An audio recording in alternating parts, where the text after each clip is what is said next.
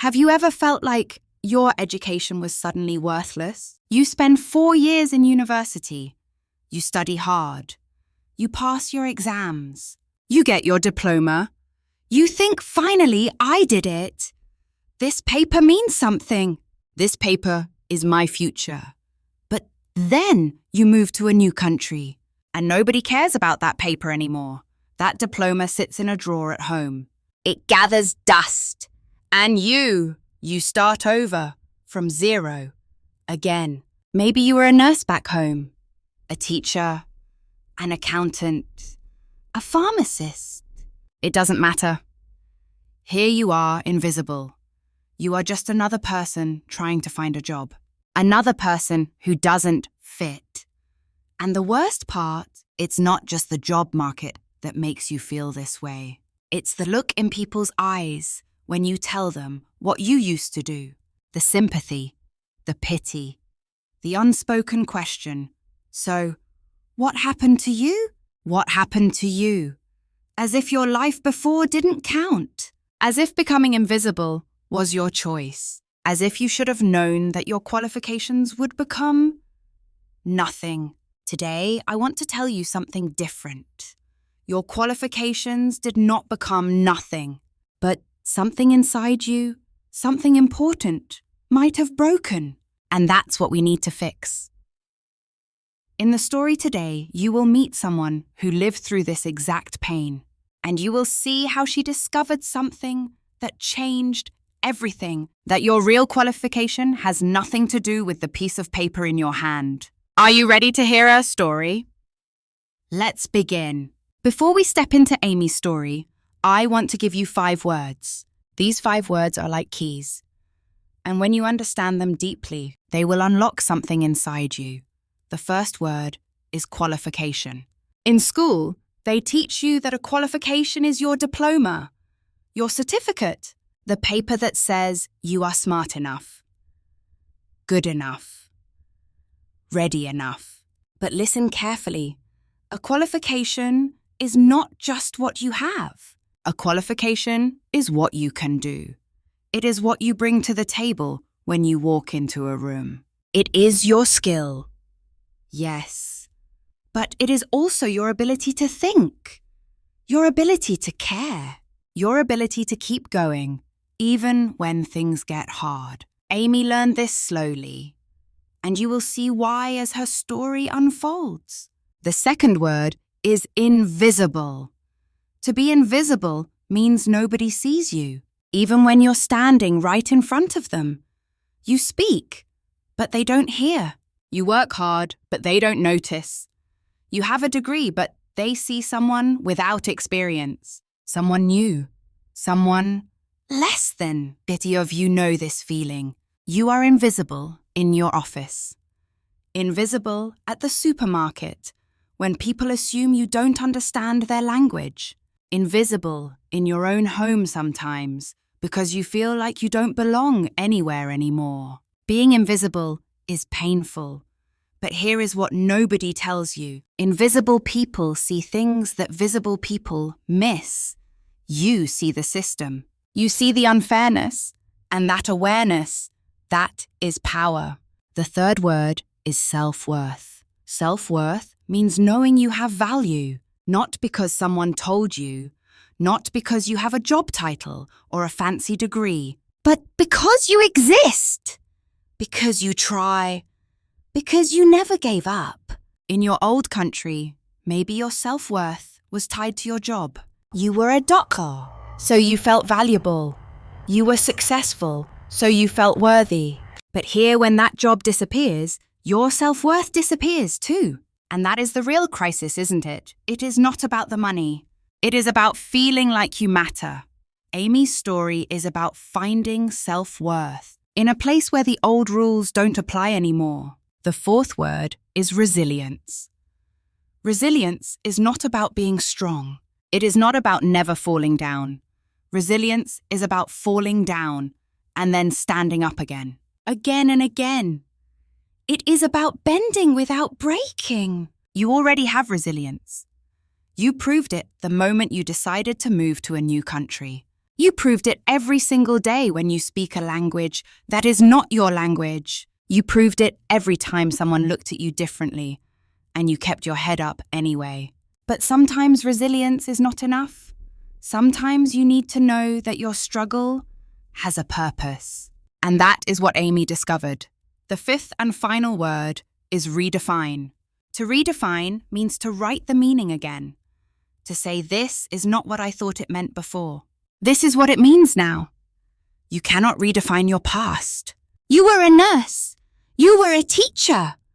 That is real. That happened. But you can redefine what being a nurse or a teacher means to you now. You can redefine your relationship with that diploma gathering dust in your drawer. You can redefine who you are in this new place on your own terms. These 5 words is qualification, invisible self-worth, resilience, redefine. They are not just English words. They are the map to Amy's story. And maybe they are the map to your story too. Now, are you ready? Let's meet Amy. Her story starts on a Tuesday morning, a morning that looked like any other morning, until it wasn't. Amy was a nurse. Not just any nurse. She was a nurse for 17 years. 17 years of long shifts. 17 years of holding the hands of people who were scared. 17 years of knowing that what she did mattered, that her education mattered, that she mattered. Back in the Philippines, Amy worked in a private hospital in Manila. The salary was not big. The hours were exhausting. But every morning when she put on her white uniform, she felt something. Pride. Purpose. A sense that her life had a shape, a direction, a meaning. She was good at her job. The doctors knew her name. The patients asked for her specifically. The younger nurses looked up to her. She was not just a nurse. She was the kind of nurse who stayed late to comfort a worried family. The kind of nurse who remembered her patients' names. The kind of nurse who made people feel less alone when they were at their most vulnerable. But Amy had a dream that was bigger than Manila. She wanted her children to have opportunities. Better schools, better futures. She wanted them to grow up in a place where they could become anything they wanted, where their mother's education, her hard work, her sacrifice could open doors for them too. So when her sister sent her a message from Canada saying, "They need nurses here, good nurses, nurses like you should apply," Amy's heart started to beat differently. She looked at her children sleeping. She looked at her small apartment. She looked at the salary that never seemed to grow. And she thought, maybe this is possible. Maybe this dream is real. It took her 2 years to save enough money. 2 years of extra shifts. 2 years of saying no to things she wanted. 2 years of telling her children, "Not yet, baby. Soon. Mommy is working on something big." When the acceptance letter came, the job offer from a Canadian hospital. Amy cried. She cried because she was scared. She cried because she was excited. She cried because she was leaving behind 17 years of a life she understood. A life where she was someone.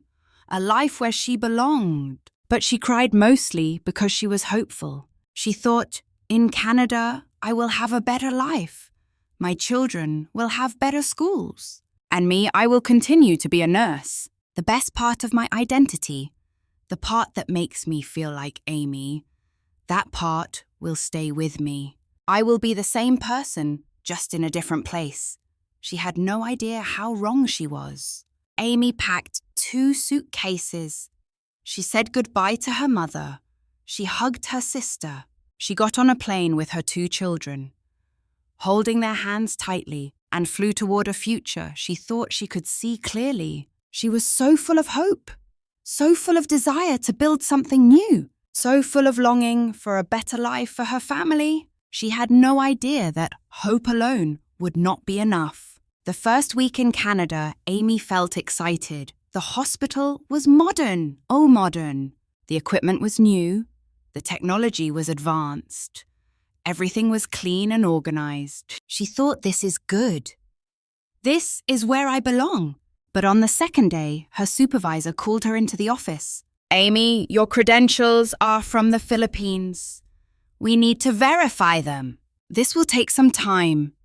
We need to check your education, your training, your experience. We need to make sure everything is real." Amy nodded. She expected this. She had done her homework. She knew that international credentials needed to be evaluated. She was not worried. She had the papers. She had the experience. She had worked in a hospital for 17 years. What could they not verify? What she did not know was that verification would take 8 months. 8 months of waiting, 8 months of uncertainty, 8 months of not knowing if her 17 years of experience would mean anything in this new country. While she waited, she could not work as a full nurse. Instead, the hospital offered her a job as a healthcare aide. It sounded similar, but it was not the same. A healthcare aide does the basic tasks, helping patients wash, helping them move, helping them with the bathroom. It is important work, necessary work, but it is not nursing. It is not what Amy trained for. The salary was half of what she expected. Amy took the job anyway. She had no choice. Her children needed to eat. Her rent needed to be paid. The Canadian dream was already more expensive than she thought. On her first day as a healthcare aide, something broke inside her. She was helping an elderly man get dressed. He was kind. He thanked her. But when a nurse walked by, a young nurse, maybe 25 years old, fresh out of school, Amy felt something shift. The nurse did not know Amy. The nurse did not know that Amy had trained this young nurse's age group back in Manila. The nurse did not know that Amy had 17 years of experience. The nurse saw only a woman in a different coloured uniform doing basic tasks someone below her. Amy saw it in the nurse's eyes. That look. The look that says, "You are not one of us." She went to the bathroom during her lunch break and cried. Not because the work was hard. Amy had always worked hard. Not because the pay was low. Amy had always made sacrifices for her children. But because something she thought was solid, her identity as a nurse had suddenly become invisible. She was still Amy. She still had the same brain, the same hands, the same heart that knew how to comfort scared people. But here none of that mattered. Here she was just a healthcare aide. Here she was new. Here she was less.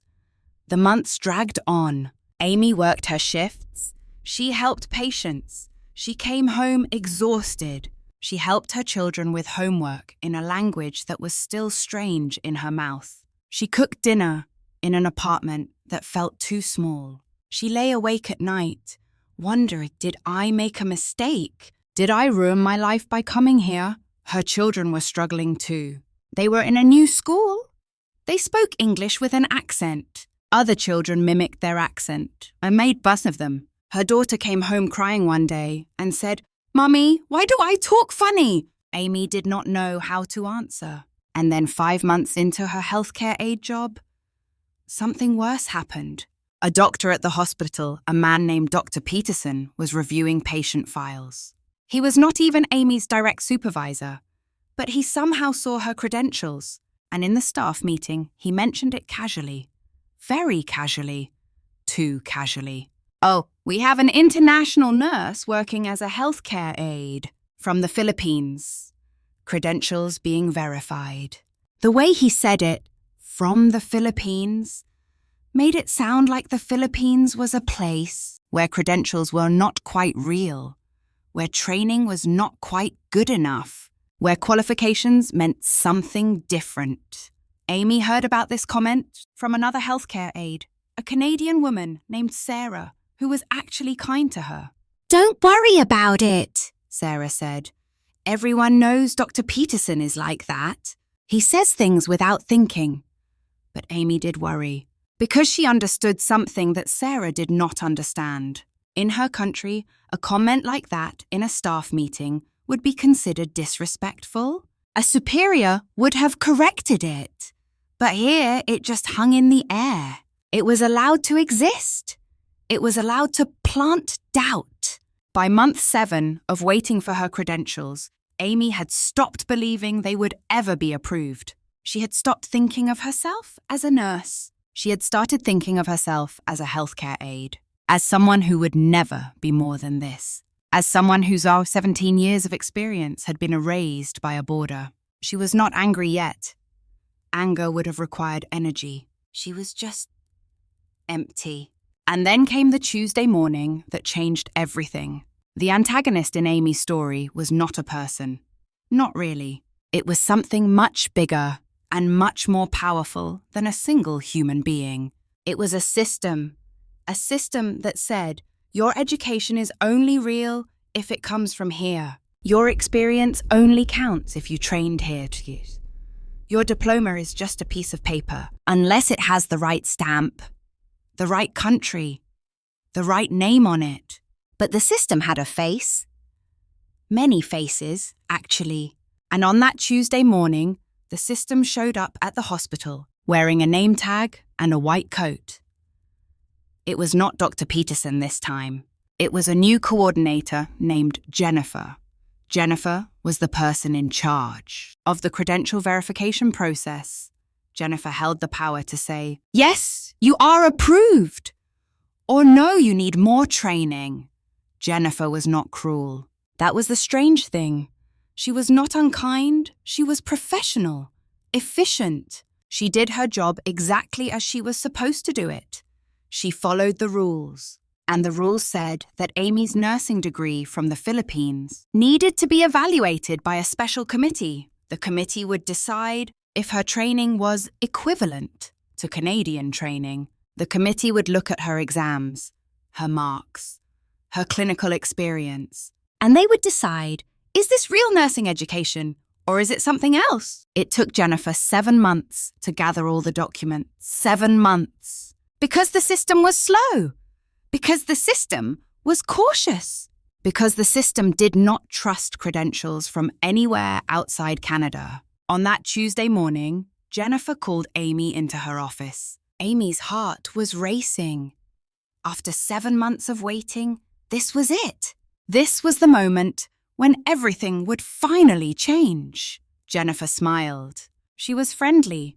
She had a cup of coffee on her desk, and she offered Amy coffee too. She was the kind of person who probably never thought about how much power she held over people's lives. Amy, I have some news about your credentials, Jennifer said. Amy leaned forward. The committee has reviewed your file. They looked at your degree, your transcripts, your clinical experience. Amy was holding her breath. And they have decided that your education is not quite equivalent to Canadian nursing standards. You see, the training in the Philippines is slightly different. Different curriculum, different focus. So the committee party is recommending that you take some additional courses, some bridge courses, to bring your qualification up to Canadian standards. Amy felt the ground disappear beneath her. How long? She whispered. 2 years, Jennifer said, still smiling. You would need to go back to school for 2 years, part-time. You could still work as a healthcare aide during the day and take classes at night. 2 years. Amy was 43 years old. She had 2 children. She was working full-time as a healthcare aide and coming home exhausted. And now someone was telling her that her 17 years of experience were not enough. She needed to go back to school. She needed to prove herself again. She needed to do it all over. The antagonist was not Jennifer. Jennifer was just doing her job. The antagonist was the system that created the job in the first place. The system that said an education from one country was worth less than an education from another country. The system that made people like Amy feel like they were starting from zero, no matter how far they had already come. But here is the deeper antagonist, the one that is harder to fight. It was Amy's own doubt, because Jennifer's words had planted something poisonous inside her. A question that wouldn't leave her alone.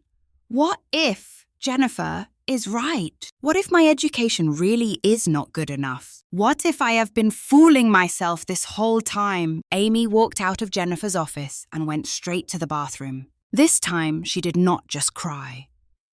This time, she broke. She sat on the floor of the staff restroom and she sobbed. Not the gentle tears of someone who is sad, but the desperate gasping sobs of someone whose world has just collapsed. A colleague, not Sarah, someone else, found her there. Amy, are you okay? Amy could not answer because she was not okay. She was not even close to okay. She was facing an antagonist that was bigger than any disease she had ever treated as a nurse. Bigger than any crisis she had faced in her 17 years of medical experience.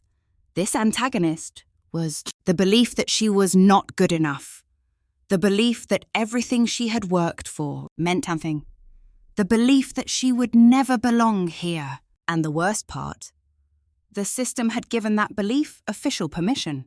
The system had said, yes, your doubt is justified. You really are not quite good enough. Yet, Amy went home that day, and she did not know if she had the strength to fight anymore. The antagonist was winning, and Amy was about to discover that sometimes the moment you think you have lost is the moment everything is about to change. That night, Amy sat at her kitchen table. Her children were sleeping. The apartment was quiet. And she was reading the email from the hospital again and again as if the words might change if she looked at them long enough. 2 years of school, 2 years of bridge courses, 2 years of proving herself all over again. She was thinking about quitting, about giving up, about buying a plane ticket home and admitting that this Canadian dream was not for her. Her phone buzzed. It was a message in a group chat, a WhatsApp group for Filipino nurses in Canada. A group Amy had joined months ago but rarely participated in. She mostly just read what other people wrote. Other nurses like her. Other people who had made the same choice to come here. The message was from someone named Rose. Rose had sent a link to an article, and below the link, she had written, "This is what they do not tell you. Read this." The article was titled, "Why International Credentials Take So Long to Verify and What You Can Do About It." Amy almost did not click on it. She was too tired, too broken. But something made her click anyway. The article explained something that Amy had never understood. The credential verification system was not designed to evaluate whether international nurses were good or bad. It was designed to protect the local job market, to make sure that foreign workers did not take jobs from Canadian workers. It was political. It was economic. It had nothing to do with whether Amy was actually a good nurse or not. But then the article said something else.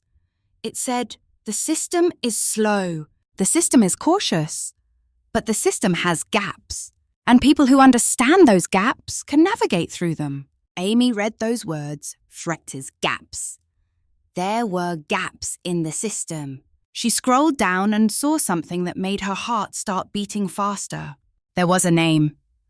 Dr. Rajesh Patel, a man who worked at a different hospital, a man who specialized in helping international healthcare workers navigate the system, a man who had helped more than 200 nurses get their credentials approved in less than half the time the standard process took. Amy did not know why, but she decided to reach out to him. The next morning, she sent him an email.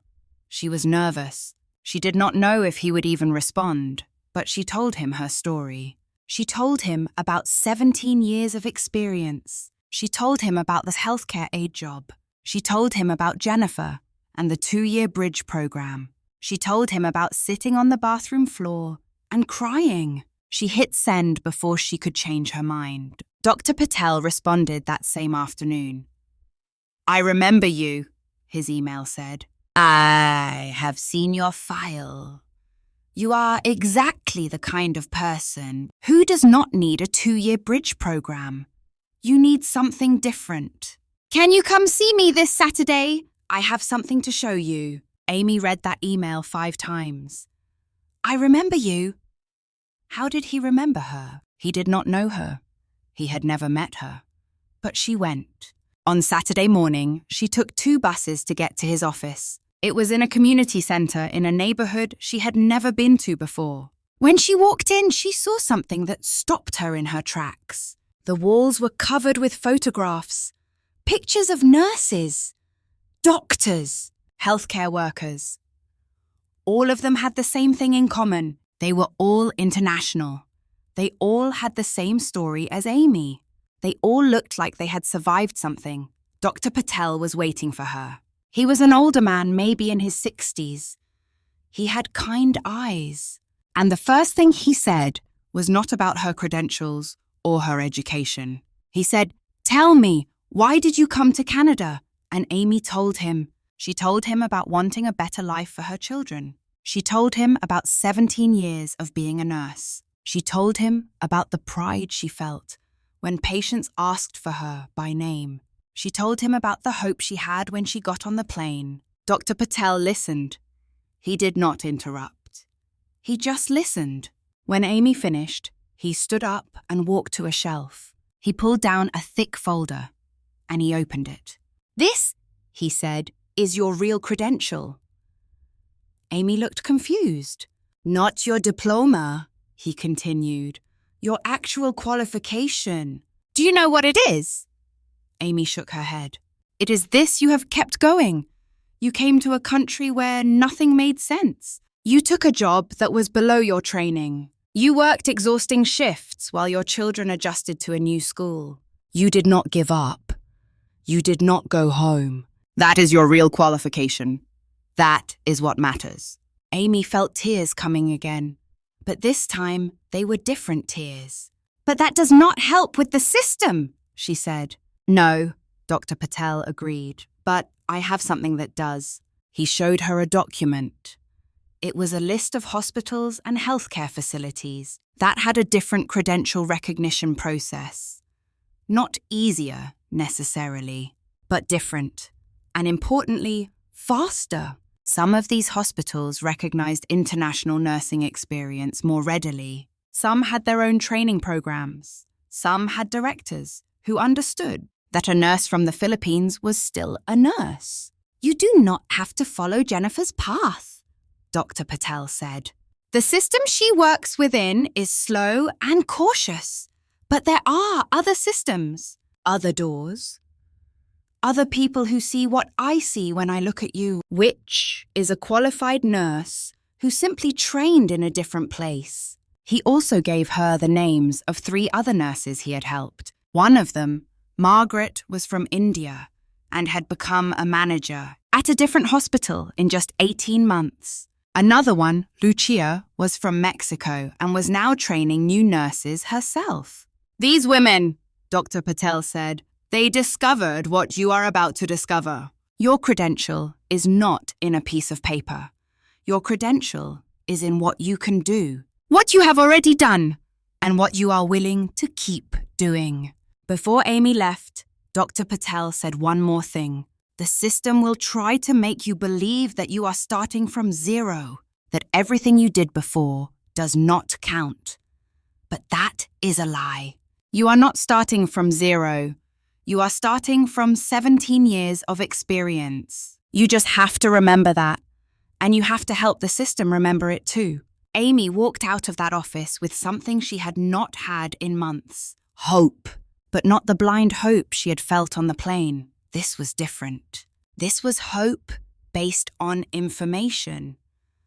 Hope based on knowing that there were gaps in the system. Hope based on knowing that she was not alone. Hope based on knowing that there were people like Dr. Patel who understood that credentials from the Philippines were real credentials. The secret was not a magic wand, but it was something just as powerful. It was the knowledge that there was another way. And Amy was going to find it. Amy did not apply for the 2-year bridge program. Instead, she followed Dr. Patel's advice. She started reaching out to the hospitals on his list. The first hospital said no, they did not have openings. The second hospital also said no, they were not hiring at that moment. But the third hospital, Riverside Medical Center, they said yes. They wanted to talk to her. When Amy walked into the interview, she was terrified. But she was also different from the woman who had interviewed at the first hospital 8 months ago. She had something now. She had information. She had support. She had Dr. Patel's words echoing in her mind. Your credential is in what you can do. The interviewer was a woman named Dr. Chen. She was older. She was direct. And before she asked Amy about her qualifications, she asked her something personal. Why did you leave the Philippines? Amy answered honestly. She told Dr. Chen about her children, about wanting better opportunities, about believing in the Canadian dream. Dr. Chen nodded, and then she said something that surprised Amy. I came from Taiwan 22 years ago. I was a doctor there. They told me my credentials were not good enough either, so I understand your story. I understand the anger. I understand the disappointment. Amy felt something shift in her chest. Finally someone understood. But I also want to tell you something, Dr. Chen continued. I did not come here expecting Canada to welcome me with open arms. I came here knowing that I would have to work twice as hard, that I would have to prove myself twice over. And you know what I did? And it was worth it. Because now I am training the next generation. Now I am in a position where I can help people like you. That is the real goal, Amy. Not just getting your nursing license back, but getting to a place where you can help the people coming after you. The interview went well, but then Amy faced a new problem. Riverside Medical Center wanted to hire her, but they wanted to hire her with a different title, not as a registered nurse yet, but as a nursing associate, a position that was between healthcare aide and full nurse. It would pay better than healthcare aide work. It would give her access to more complex nursing tasks. But it was still not her old title. Amy had to make a choice. She could refuse. She could hold out for a full registered nurse position. She could keep looking for a hospital that would recognize her 17 years of experience immediately without any compromise. Or she could take the step forward, even if it was not the final step she wanted. She called Dr. Patel. Is this giving up? She asked him. Is this accepting less than what I deserve? No, Dr. Patel said. This is moving forward. There is a difference. You are not accepting less than you deserve. You are accepting a different path. And sometimes the different path is faster than the direct path. So Amy accepted the nursing associate position at Riverside Medical Center. Her first day there was hard. She had to learn new systems, new protocols, new equipment. She was surrounded by people who had trained in Canada, and they sometimes explained things in ways that assumed knowledge she did not have. But there was a difference between this place and the hospital, where she had worked as a healthcare aide. Here people knew she was a trained nurse. The doctors called her by her full name, not just her first name. The patients could see her credentials on the wall. She was not invisible anymore, not completely. 3 months into the job, Amy was assigned to train a new healthcare aide, a young woman from Jamaica named Keisha. Keisha was smart. She was eager to learn. But Keisha was also struggling with the same things Amy had struggled with. Keisha was overqualified for the job. Keisha had training from her own country. But here she was, starting from the bottom. One day, Keisha asked Amy a question that broke her heart and healed it at the same time. Does it ever get better, or do we just stay here forever? Amy looked at Keisha, and she saw herself 6 months ago. Broken, hopeless, believing that the system would never change, that she would never belong. It gets better, Amy said, but not because the system changes. The system is slow. The system will always be cautious. But you change. Your understanding changes. And sometimes you find people who see you, who recognize your value even when the system cannot. And when that happens, you move forward. But I do not want to move forward as a healthcare aide, Keisha said. I want my credential back. I know, Amy said, and you will get it. But the path might not look like you expected. The path might take detours, but you will get there. I promise you. Amy did not know if she was lying or telling the truth, but she said it anyway. 6 months after she started at Riverside Medical Center, something unexpected happened. Dr. Chen called her into her office. Amy, we want to move you to a registered nurse position. You have done excellent work. You know our systems. Our patients like you. And honestly, we need experienced nurses. You are qualified for this position, and we want you in it. Amy almost fainted. It had taken 8 months of waiting for credential verification at the first hospital. It had taken 3 more months of working as a healthcare aide, and then it had taken 6 months at Riverside Medical Center. That was 17 months total, not 2 years. But also not the quick resolution she had hoped for when she first arrived in Canada. But it was happening. It was finally happening. Amy became a registered nurse again. The salary was better. The title was real. The recognition was official. But the most important thing was something she could not put in a resume. It was the knowledge that she had survived, that she had not given up, that she had found a different way when the first way did not work. And she had learned something crucial. The system was not against her personally. The system was just slow. And systems can be slow. People can work within systems and also work around them. You do not have to choose. You do not have to accept the system completely or reject it completely. You can navigate through it. That is what the journey had taught her. That is what the trials had revealed. But the real test was still to come. 1 year after Amy became a registered nurse at Riverside Medical Center, Dr. Chen asked her to do something new. Amy, I want you to lead a program for international healthcare workers, a program to help them navigate the system, to help them understand the credential verification process, to help them not feel as lost as you felt. Amy said yes immediately. She did not even think about it, because she knew exactly what this meant. This was not just about her anymore. This was about Keisha. This was about Margaret.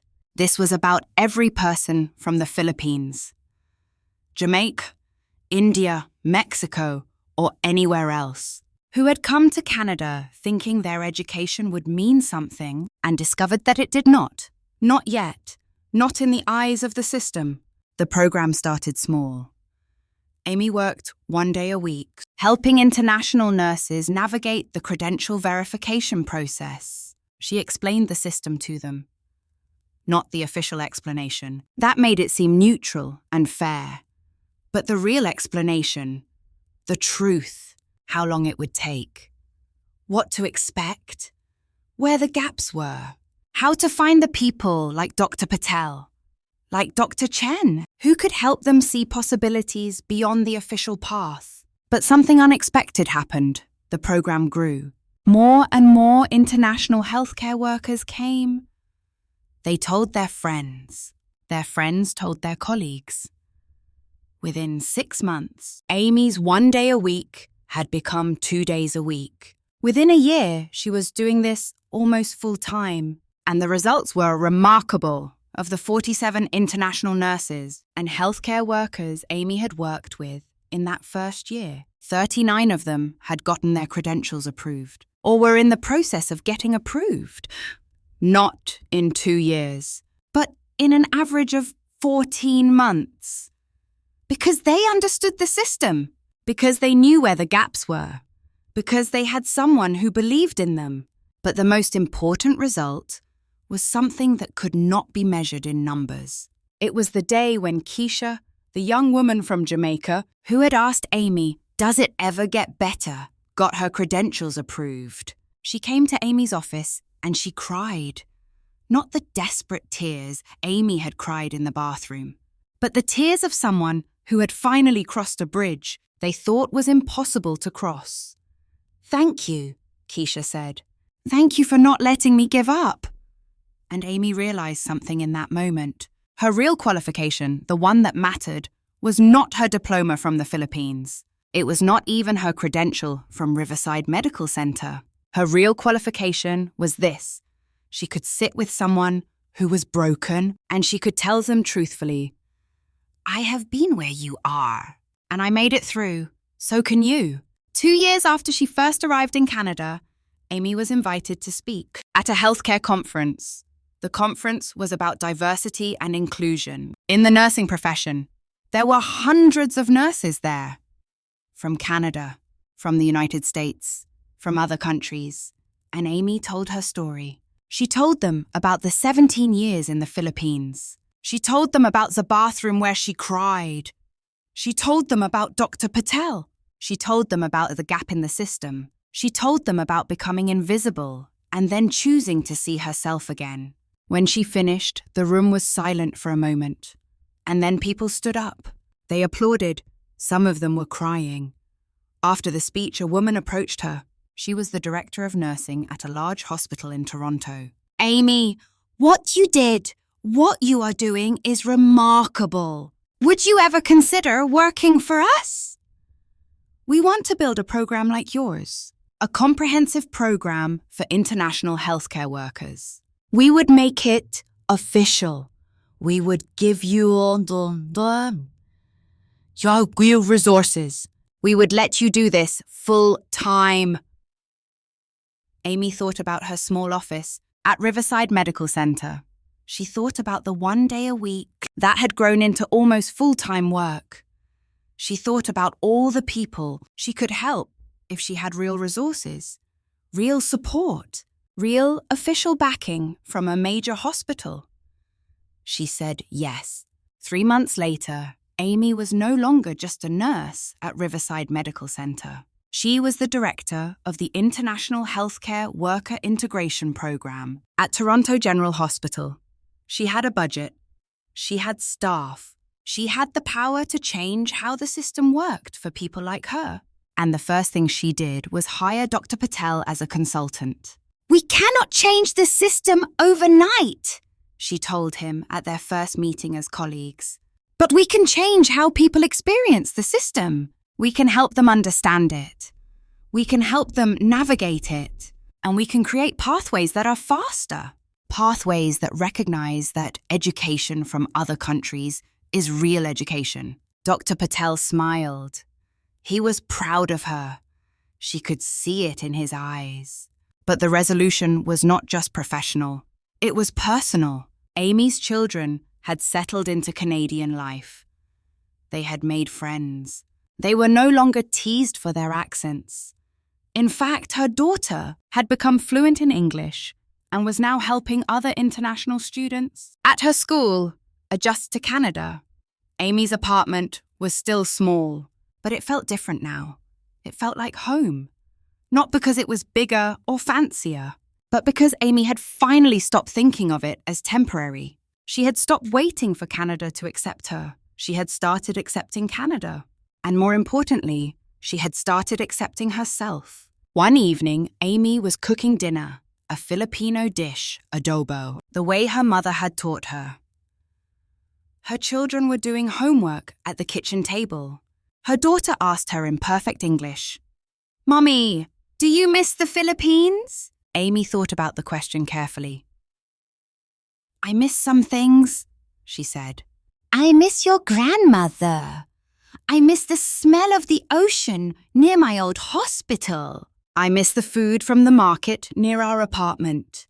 "But," her daughter asked, because children always hear the but, even when you do not say it. "But I do not miss who I was there," Amy said, "because I am better now, not better as a nurse. I was always a good nurse, but better as a person, because I learned that my value does not come from a piece of paper. It does not come from a hospital.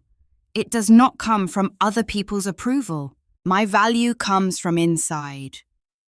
And that, my daughter, nobody can take away. Not the system, not the difficulty, not the waiting. Nobody. Her daughter nodded. She was only 13, but she understood something important. She understood that her mother had not just survived something, she had transformed it. Amy's son looked up from his homework and said, "Mommy, can I be a nurse too?" "Yes, baby," Amy said. "You can be anything you want to be, because you come from a nurse who refused to be invisible." That night, after her children were sleeping, Amy looked at the diploma from the Philippines, the one that had gathered dust in her drawer for 2 years. She took it out. She looked at it, and she realized something. She did not need the diploma anymore to know she was a nurse. She did not need the credential verification to know she was qualified. She did not need anyone's approval to know her value. The diploma was just paper. It was evidence of something that had happened in the past. But Amy was not living in the past anymore. She was living in the present. And in the present, she was a registered nurse. She was a director. She was a mentor. She was a mother. She was a woman who had survived something difficult and had chosen to help others survive it too. That was her real qualification. That was her real diploma. And it was worth more than anything written on paper. Amy's story has ended. But your story is still being written. And I want to tell you something very clearly. Amy's journey is not unique. It is not special because she is extraordinary. It is special because it is ordinary. Thousands of people have lived through what Amy lived through. Thousands of people are living through it right now. But most of them never get to tell their story. Most of them never get to see that their struggle has meaning. Most of them never realize that what they are experiencing is not a personal failure. It is a systematic challenge, and systems can be navigated. So let me give you 3 lessons from Amy's story. 3 things that Amy learned, and 3 things that you need to learn too. The first lesson is this: your qualification is not your diploma. I need you to hear this very clearly. Your diploma is evidence. Your diploma is a record. Your diploma says, yes, I studied this. Yes, I passed the exams. Yes, I completed the training. But your qualification, your real qualification, is what you have learned through doing. It is the 17 years Amy spent holding patients' hands. It is the moment she knew exactly what a patient needed before they even asked. It is the compassion in her voice when she spoke to scared people. That is her qualification. That cannot be written on paper.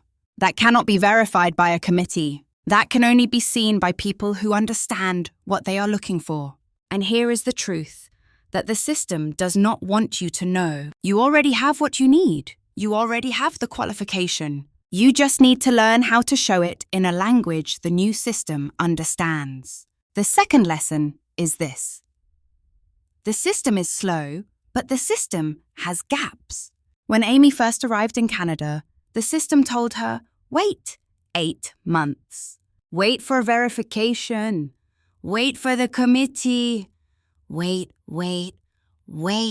But then Dr. Patel showed her something different. He showed her that the system had alternatives, that there were hospitals that moved faster, that there were directors like Dr. Chen who understood that education from other countries was real education, that there were gaps in the wall.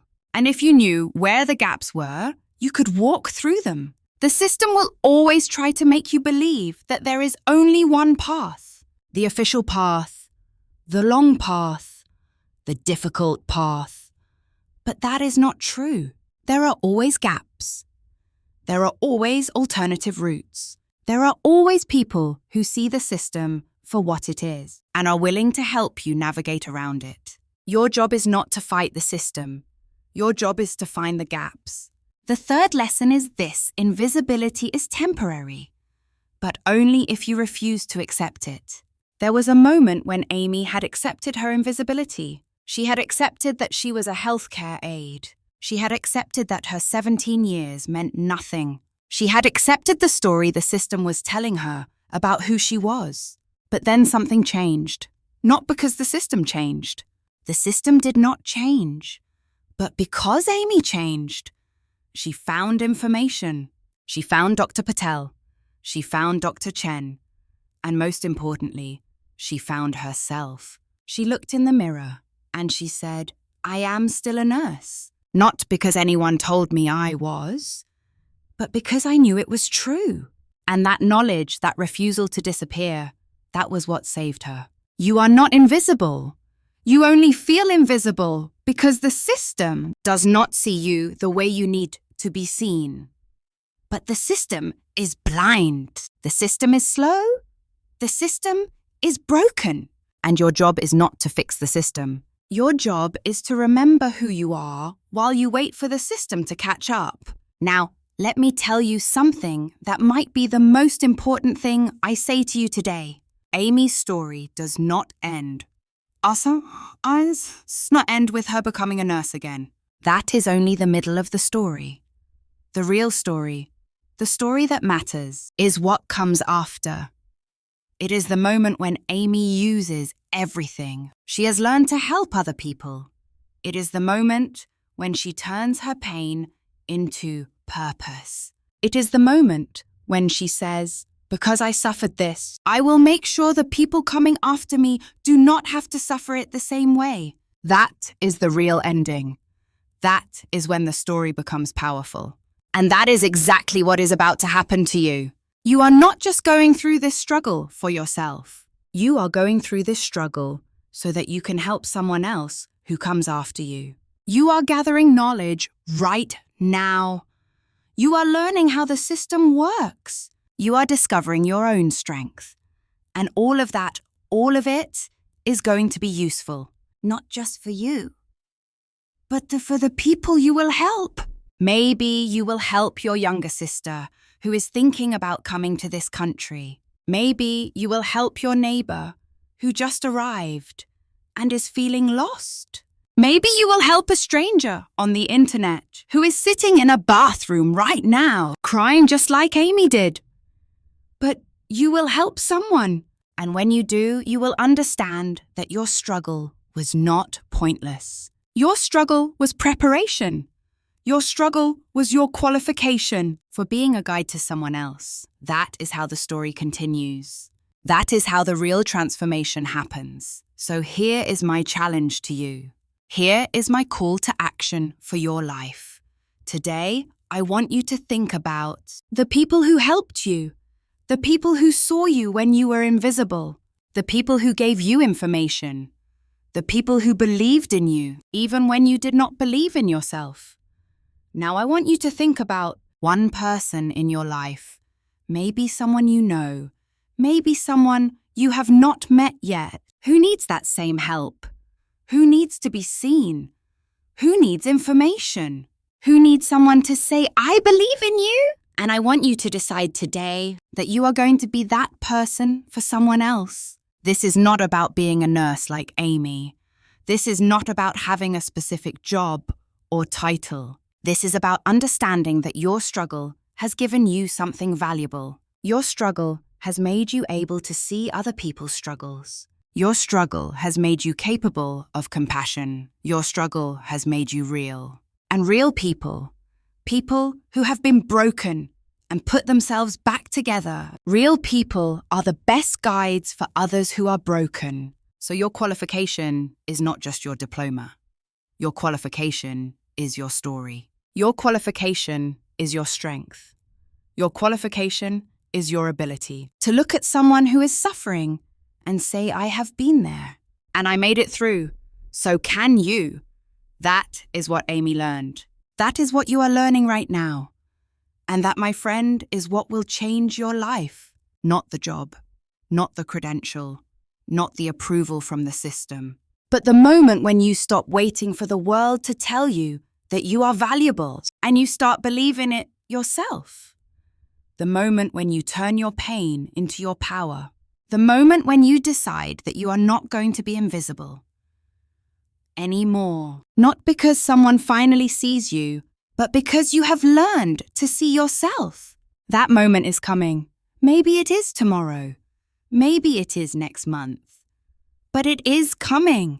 And when it comes, remember, Amy. Remember the bathroom. Remember the moment when she thought everything was lost. And remember that she kept going. And she not only survived, she transformed. She became a guide for others. You are going to do the same thing.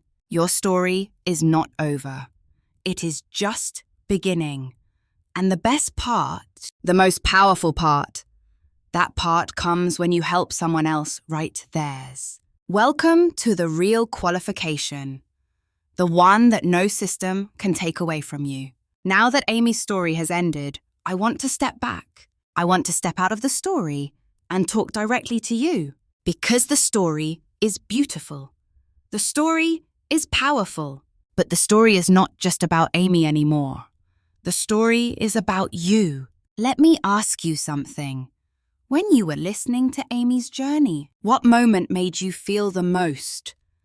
Was it when she sat on the bathroom floor and cried? Was it when Jennifer told her she needed 2 more years of school? Was it when she met Dr. Patel and realized there was another way? Or was it at the end when she realized that her real qualification was not the paper? It was the person she had become. Different moments will hit different people because different people are at different stages of their own journey. Some of you are still in the bathroom. Some of you are starting to look for the gaps. Some of you are already walking through the gaps. And some of you are already in a position where you can help other people. Wherever you are in your journey, I want to give you 3 deep insights from Amy's story. 3 things that go beyond the surface. 3 things that will change how you think. The first insight: the system is not against you personally. The system is just slow. This is important. I need you to understand this deeply, not just intellectually. When Jennifer told Amy that she needed 2 more years of bridge courses, Jennifer was not trying to hurt Amy. Jennifer was not trying to make her feel bad. Jennifer was not saying, "You are not good enough." Jennifer was following a protocol that was designed to be cautious, a protocol that was designed to protect something. The system does not know your name. The system does not care about your feelings. The system does not have a personal agenda against you. The system is just a machine. And machines are slow. Machines are cautious. Machines follow rules. But here is what this means for you. You do not need to take the system personally.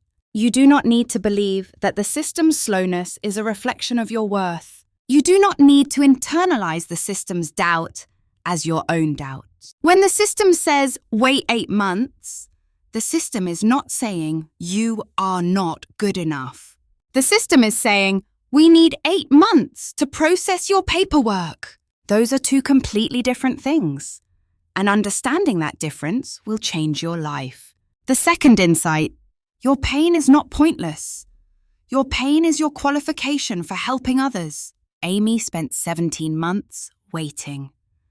17 months of uncertainty. 17 months of feeling invisible. 17 months of doubt. Those 17 months were terrible. They were painful. Amy would not choose to go through them again. But here is what those 17 months gave her. They gave her the ability to sit across from Keisha and say, "I have been where you are. I know how it feels. I know how dark it gets. And I know that you can make it through." That compassion is not something you can learn in a book. That compassion comes from having lived through something difficult. That compassion comes from your pain. And now Amy uses that compassion every day. She uses it to help 47 people a year navigate the system. She uses it to change policy. She uses it to make the system slightly less painful. Your pain, right? Now the pain you are feeling about your diploma, your invisibility, That pain is not wasted. That pain is teaching you something. That pain is preparing you to be a guide for someone else. You are not suffering for no reason. You are suffering so that you can understand suffering. And understanding suffering is one of the most valuable skills a human being can have. The third insight: the moment you stop waiting for permission, everything changes. For 8 months, Amy waited for Jennifer. She waited for the committee. She waited for the system to tell her, yes, you are good enough. But then she stopped waiting. She did not wait for the system to change. She did not wait for the system to recognize her value. She did not wait for someone to give her permission to move forward. She just moved. She called Dr. Patel. She went to a different hospital. She took a different job title. She did not ask for permission. She just walked through a gap in the system. And everything changed. This is crucial. This is what separates the people who get stuck from those who move forward. The people who move forward are not necessarily smarter or more qualified. They are just the people who stopped waiting for the system to validate them. They said the system is slow. I am not. The system does not see my value. I do. The system will not give me permission. I will give myself permission. And once you give yourself permission, everything becomes possible. Now, let me connect this directly to your life, because I want you to see yourself in Amy's story. I want you to understand that this is not a story about a nurse named Amy. This is a story about you. Like Amy, you came to a new place hoping your education would matter. And like Amy, you have discovered that education alone is not enough. Your diploma is in a drawer somewhere. Your credentials are being questioned. Your value is not recognized. And like Amy, you have a choice. You can keep waiting. You can keep hoping that the system will eventually see you. You can keep believing that one day someone important will recognize you. Or you can do what Amy did.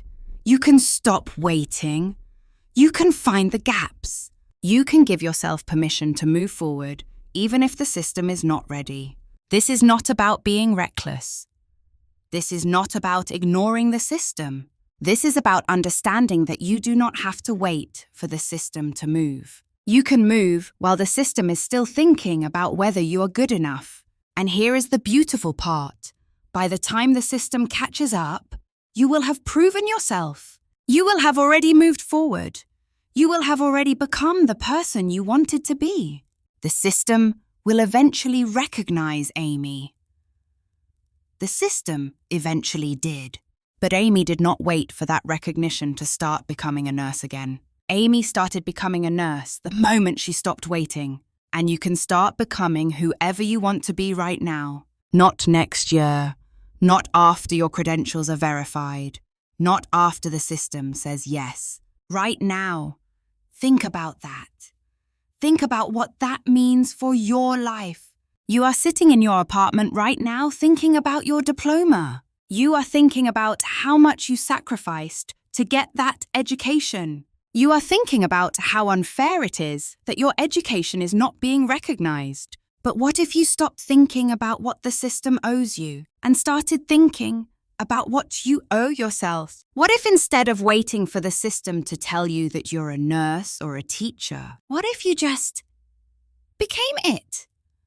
Not officially, not on paper, but in reality, in your daily life, in how you show up for people, in the knowledge you share. Amy became a nurse again long before Jennifer's committee approved her credentials. She became a nurse the moment she stopped believing the system's story about who she was. And that is what I am asking you to do today. I am asking you to stop believing that story. I am asking you to write your own story. I am asking you to give yourself permission, because you already have everything you need. You already have the qualification. You already have the skill.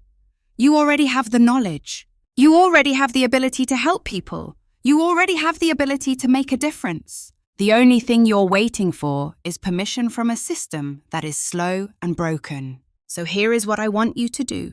I want you to look in the mirror tonight. And I want you to say the words that Amy learned to say. I am not waiting anymore. I am not invisible anymore. I am not less than. My diploma is real. My education is real. My value is real. And starting today, I am going to act like it. Say those words. Feel them.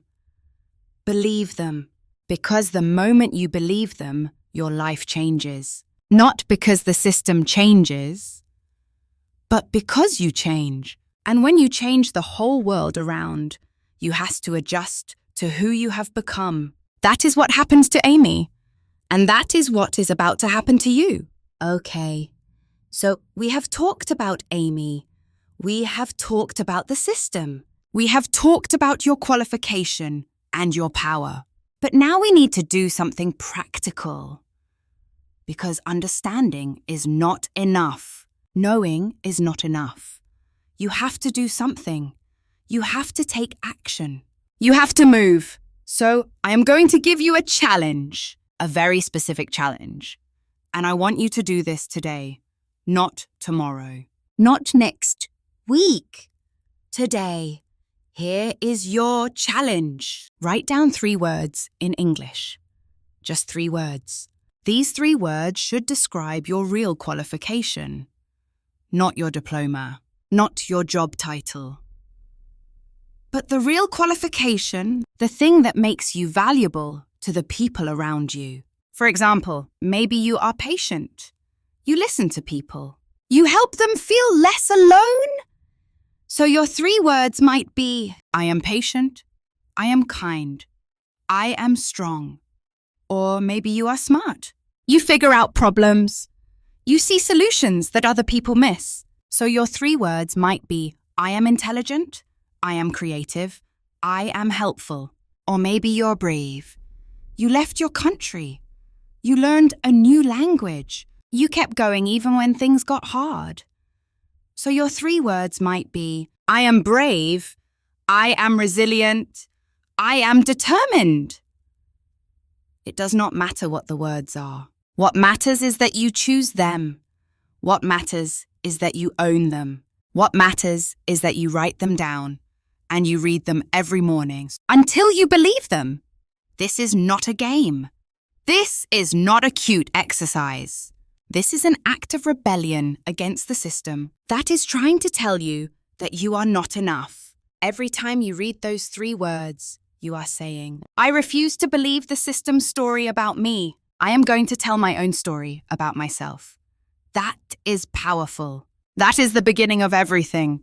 Now, I also want you to do something on social media, on YouTube, on Instagram, on TikTok, on Facebook. Wherever you spend time, I want you to comment on this video. And I want you to fill in this sentence. My real qualification is not my diploma. My real qualification is my blank. Fill in the blank. Tell me what your real qualification is. Is it your compassion? Is it your determination? Is it your ability to see problems and solve them? Is it your humor? Is it your ability to make people feel safe? Tell me. Tell the community. Tell yourself. Because when you write those words in a comment, you are not just talking to me. You are talking to someone else. Who is sitting in a bathroom right now crying. You are talking to someone else who is feeling invisible, and you are saying to them, you are not alone. I am real. I am here, and I understand. That is the power of your voice, your story, your qualification. So please take 30 seconds right now. Write that comment, fill in the blank, and tell me what is your real qualification. Now, I want to give you one more thing. I want to give you some information that might actually change your life the way it changed Amy's life. If you are an international healthcare worker, a nurse, a doctor, a therapist, an accountant, or any professional, and you are struggling with credential verification, there are resources, there are organizations, there are people like Dr. Patel who have made it their mission to help you navigate the system. I am not going to give you specific names in this video because those names will change. Those organizations will change.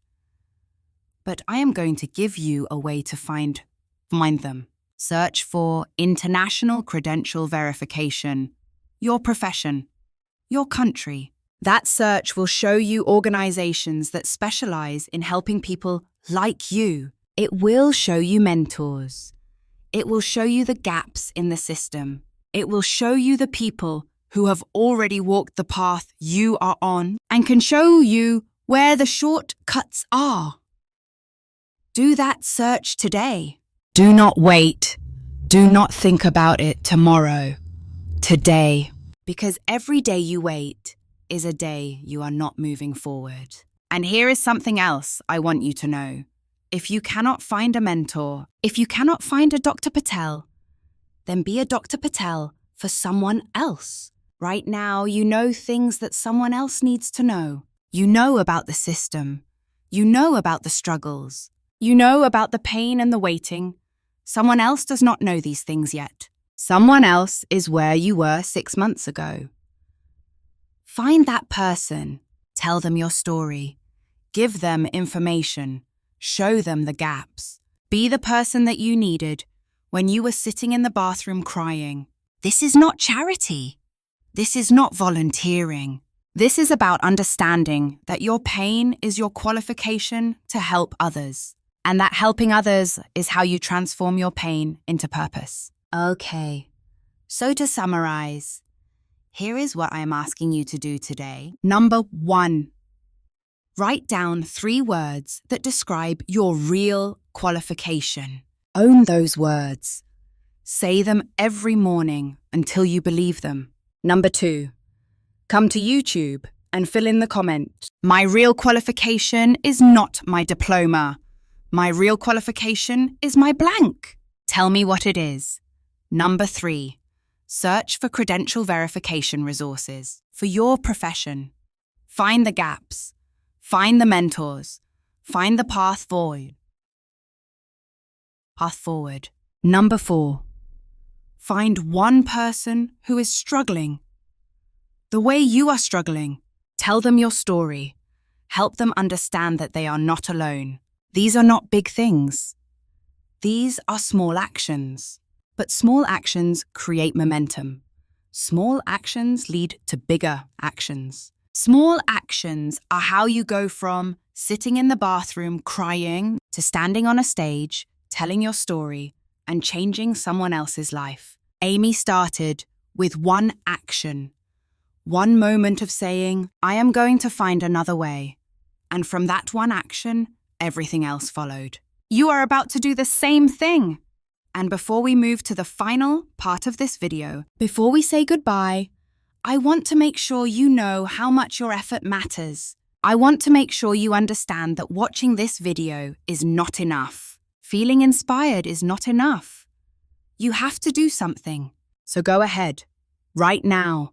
Write those 3 words. Write that comment. Search for those resources. Find that one person you can help. Do it today. Not tomorrow. Today. Because your qualification is waiting for you to claim it. And the world is waiting for you to show up. Let's go. Let's do this together. Before we say goodbye, I want to sit with you for a moment in silence. Not the silence of being alone, but the silence of being understood. I want you to know that I see you. I see the person who is struggling. I see the person who came to a new place with hope and discovered that hope alone is not enough. I see the person who is tired, who is working jobs that are below their qualification, who is feeling invisible, who is wondering if they made a mistake. I see you! And I want to tell you something that you need to hear today.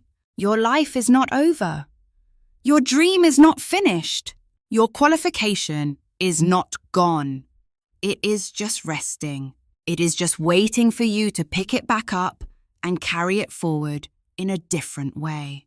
The path you are on right now, the difficult path, the unfair path, the path that requires you to prove yourself over and over again. This path is not the path you chose.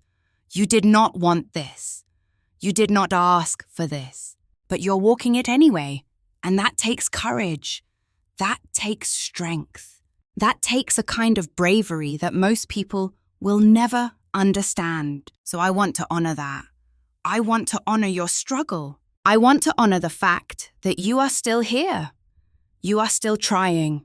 You are still believing that things can get better. That is beautiful. That is real. That is the qualification that matters most. Now, I want to leave you with something. I want to leave you with words. Words that I want you to repeat to yourself every single day. Words that Amy learned to say. Words that thousands of international professionals have learned to say. Words that you need to say too. Repeat these words after me. Say them out loud if you can. Say them with your whole heart. Say them like you mean them. Because you do mean them. Because they are true. Are you ready? Here are your words. My diploma is real. My education is real. My experience is real. The system is slow, but I am not. The system is broken, but I am not. The system does not see my value, but I do. And I am not going to wait for the system to catch up. I am going to move forward. I am going to find the gaps. I am going to give myself permission. I am going to stop being invisible. I am going to claim my qualification. Not because someone told me I could, but because I know it is true. I am a nurse. I am a teacher. I am an accountant. I am a professional. I am valuable. I am worthy. I am enough. And starting today, I am going to live like it. I am going to help other people who are where I am. I am going to turn my pain into purpose. I am going to prove that coming from somewhere else does not make me less. It makes me different. And different is a strength. Different is what the world needs. I am done apologizing for my accent. I am done apologizing for my diploma. I am done apologizing for being brave enough to start over. I am going to stand up. I am going to speak up. I am going to show up. And I am going to do it as the fullest, most authentic version of myself. Because my qualification is not in a piece of paper. My qualification is in here, in my heart, in my determination, in my refusal to disappear. And nobody can take that away from me. Say those words. Feel them. Own them. Because they are your words now. They are your declaration. They are your rebellion against the system that tried to make you invisible. And I want you to know that you are not alone in this. Right now, at this exact moment, there are thousands of people watching this video.